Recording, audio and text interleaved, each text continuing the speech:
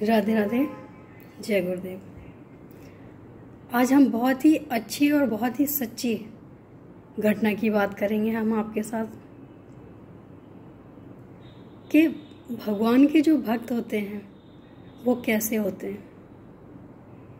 भगवान के भक्त एक जो मकान में दरवाज़ा होता है उसकी तरह होते हैं।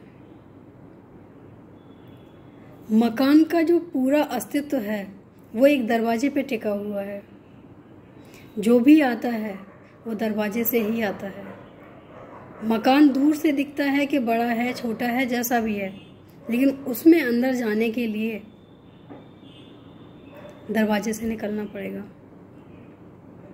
और भगवान का भक्त या घर का जिम्मेदार इंसान एक प्रहरी की तरह होता है। जो प्रहरी होते हैं वो हमेशा सजग रहते हैं कि हमारे साथ कोई या हमारे साथ जुड़े लोगों के साथ कोई दुर्घटना ना हो जाए। और भगवान उनको क्षमता भी देता है। भगवान बहुत उनको इन चीज़ों की शक्ति देते हैं कि तुम्हारे अंदर ऐसा कर देंगे कि तुम्हें हर चीज़ का एहसास पहले होने लग जाएगा। चाहे 1 बजे रात में कुछ होता हो, चाहे सुबह 4 बजे होता हो, चाहे सुबह 7 बजे होता हो, उसी टाइम भगवान उठा के बिठा देंगे कि तुम्हारे यहाँ या तुम्हारे साथ ऐसा होने वाला है। और आभास होगा उस चीज़ का। सबकी बात नहीं करते हैं, लेकिन जो भगवान को दिल से मानते हैं उनको ये चीज़ पता है कि घर में कोई परेशानी आने से पहले ही उन्हें खबर हो जाती है। और उस चीज़ का जब खबर हो जाती है तो वो कुछ नहीं करते, वो यहाँ वहाँ नहीं जाते हैं, वो सीधा मंदिर में जाते हैं और कहते हैं कि भगवान जो महसूस कराया है, जो आपने दिखाया है, उसकी रक्षा भी आप ही करने वाले हो। क्योंकि मैं तो एक छोटा सा तुच्छ सा प्राणी हूँ, मैं कुछ नहीं कर सकता हूँ। हाँ, मैं दिल से आपकी प्रार्थना कर सकता हूँ और प्रार्थना में बहुत शक्ति होती है।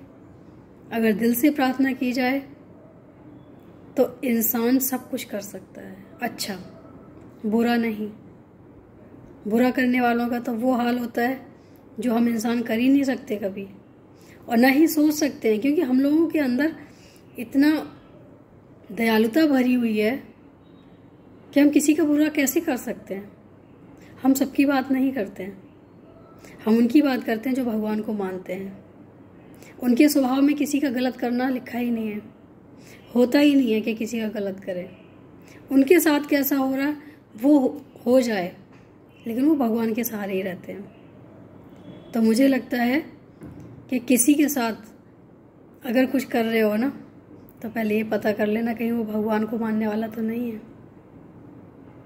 क्योंकि सामने वाले के हजारों रुपए पूजा पाठ, तंत्र मंत्र, ये सब में खर्च कर देगा,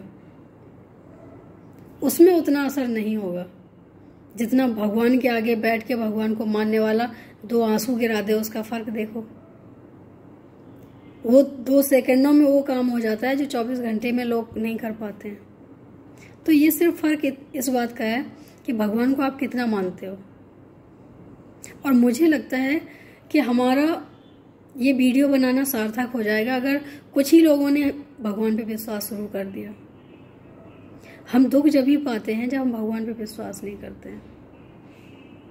भगवान पे विश्वास होने लग जाएगा, सारे दुख अपने आप किनारा करने लग जाएंगे और हर दुख का निवारण भी मिलने लग जाएगा।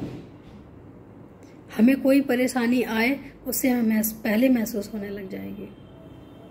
हम खुद को ही नहीं, अपने परिवार को भी सुरक्षित कर पाएंगे। तो हमें किसी के ऊपर क्यों विश्वास करना,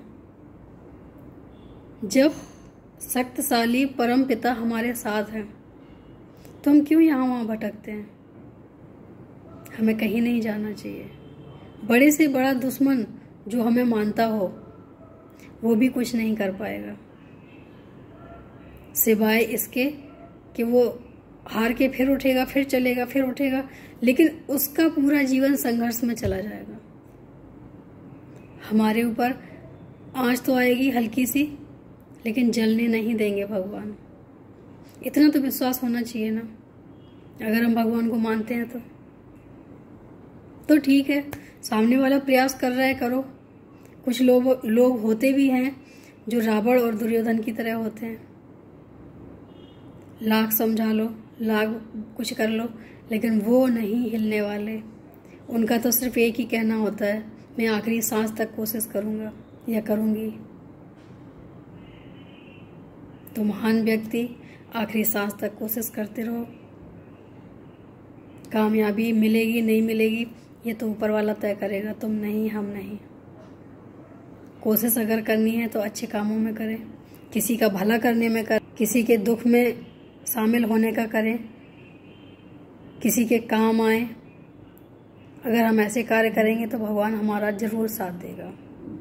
लेकिन वहीं अगर हम किसी का घर तोड़ते हैं, हम किसी के घर में फूट डालते हैं, या हम किसी के घर में जाके इंटरफेयर करते हैं, भगवान हमारा कभी साथ नहीं देगा।